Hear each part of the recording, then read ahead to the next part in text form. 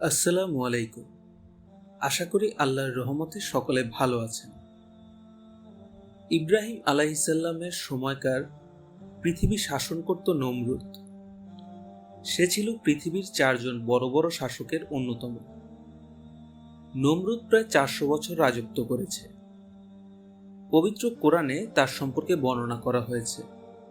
পৃথিবীতে সেই প্রথম রাজমুকুট পরিধান করেছে এবং নিজেকে খোদা দাবি করেছে, কিন্তু পরবর্তীতে তার পরিণাম হয়েছিল ভয়াবহ। নমরুদ শব্দটির উৎপত্তি মূলত নমর ও উদ বা নমরা ও উদু শব্দ দুটি থেকে, যার অর্থ জাজ্বল্যমান আলো। কারো কারো মতে আবার এ নামের অর্থ বিদ্রোহী, অর্থাৎ খোদার বিরুদ্ধে দ্রোহিতার কারণে তাকে এ নামে ডাকা হতো। ইতিহাসবিদরা নমরুদকে চরম স্বেচ্ছাচারী হিসেবে বিবেচনা করেছে। বাইবেল অনুসারে নমরুদ ছিল এক মহাশক্তিধর ব্যক্তি, যে ঈশ্বরকে স্বীকার করতে চেয়েছিল। নূহ আলাইহিসসালামের মৃত্যুর পরের বছর মিশরে 42টি রাজ্যের রাজ্যপতিদের একটি সম্মেলন হয়, যেখানে নমরুদ কিং অব কিংস উপাধিতে ভূষিত হয়। এই খ্যাতি ও সম্মানের শিখরে পৌঁছে তার মানসিকতার পরিবর্তন আসে। নিজেকে খোদা বলে দাবি করে এবং তার প্রার্থনা করার আদেশ দেয়। আর তখন থেকেই প্রজারা তাকে উপাস্যরূপে তার পূজা ও আর্চনা শুরু করে। হযরত ইব্রাহিম আলাইহিসসালাম 10 বছর সবার আড়ালে এক গুহায় বসবাস করতেন।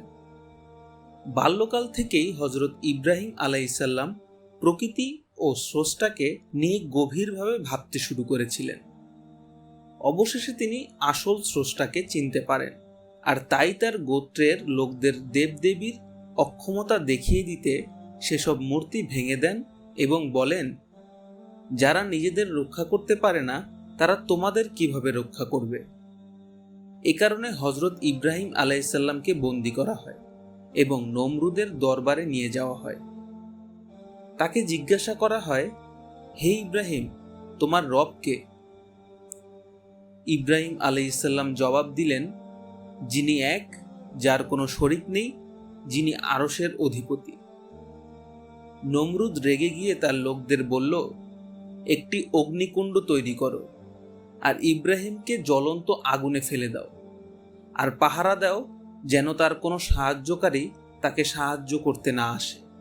লোকেরা এক জায়গায় লাকড়ি জোগাড় করে সেগুলোতে তেল ও ঘি ঢেলে তাতে অগ্নি সংযোগ করল। 7 দিন পর পূর্ণ অগ্নিকুণ্ড তৈরি হলো। কিন্তু সমস্যা হলো, হযরত ইব্রাহিম আলাইহিসসালামকে আগুনে নিক্ষেপ করার জন্য কেউ আগুনের ধারে কাছেও পৌঁছাতে পারছিল না। এ সময় ইবলিশ পর্যটকের বেশে সেখানে পৌঁছে চড়ক গাছ তৈরির পরামর্শ দিল। তার পরামর্শে একটা চড়ক গাছ তৈরি করা হলো এবং তাকে আগুনে নিক্ষেপ করা হলো। মহান আল্লাহ আগুনকে নির্দেশ দেন, হে অগ্নি, তুমি হযরত ইব্রাহিমের জন্য শীতল ও নিরাপদ হয়ে যাও। হযরত ইব্রাহিম আলাইহিসসালাম 40 দিন পর্যন্ত অগ্নিকুণ্ডে ছিলেন। আল্লাহর হুকুমে তিনি সম্পূর্ণ সুস্থ অবস্থায় অগ্নিকুণ্ড থেকে বেরিয়ে এসেছেন।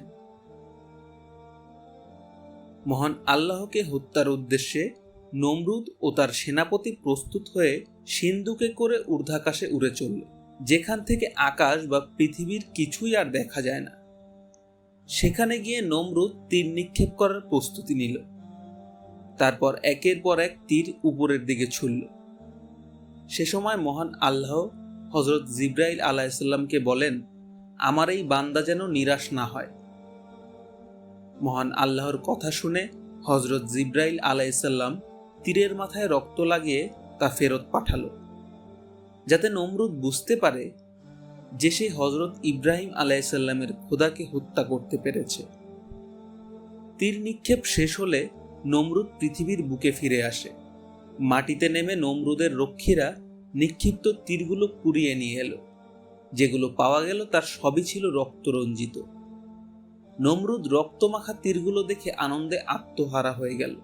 এবং বলে উঠল, নিশ্চয়ই আমরা হজরত ইব্রাহিম আলাইসাল্লামের খোদা ও স্বর্গের বাসিন্দাদের হত্যা করতে পেরেছি, এবং তার সাক্ষ্য বহন করে তীরে লেগে থাকা রক্তই।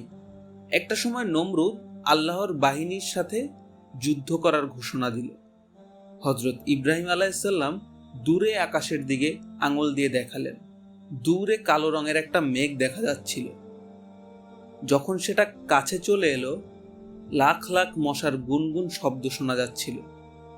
কিন্তু নমরুদ অবজ্ঞা সুরে বলল, এ তো মশা, তুচ্ছ প্রাণী, তাও আবার নিরস্ত্র। এ সময়ের মধ্যেই প্রত্যেক সৈন্যের মাথার ওপর মশা বসল। সৈন্যরা কিছু বুঝে ওঠার আগেই মশাগুলো তাদের নাক দিয়ে মস্তিষ্কে প্রবেশ করল। মশার কামড়ে সৈন্যদের মধ্যে বিশৃঙ্খলা সৃষ্টি হলো।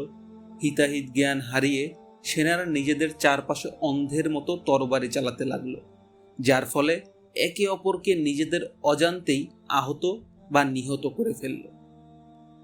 মশার সঙ্গে যুদ্ধ চলাকালে নমরুদ পালিয়ে প্রাসাদে চলে এলো। এ সময় একটা দুর্বল ল্যাংড়া মশা তাকে তাড়া করল এবং কিছুক্ষণ মাথার চারপাশে ঘুরে নমরুদের নাক দিয়ে মস্তিষ্কে ঢুকে পড়ল। এরপর মগজে কামড়ানোর কারণে নমরুদ যন্ত্রণায় অস্থির দিশেহারা হয়ে নিজের জুতা খুলে নিজের মাথায় আঘাত করতে শুরু করল। দীর্ঘ 40 বছর তাকে এই দুঃসহ যন্ত্রণা ভোগ করতে হয়েছিল। অবশেষে মাথার আঘাতের ব্যথায় নমরুদের মৃত্যু হয়। তাফসিরে ইবনে কাসির, পৃষ্ঠা 686। আর এভাবেই বাদশাহ নমরুদের পতন হয়েছিল, যিনি ছিলেন পৃথিবীর প্রথম স্বৈরশাসক।